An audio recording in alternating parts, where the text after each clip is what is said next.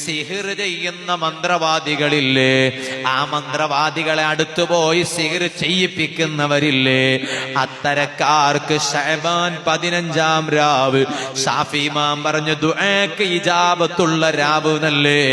ആ രാവിലെ പോലും അല്ലാഹ് അവർക്ക് പുറത്തു കൊടുക്കൂല. അത് മാത്രമല്ല, സിഹിറിന്റെ പിന്നാലെ നടന്നാണും പെണ്ണുമുണ്ടല്ലോ.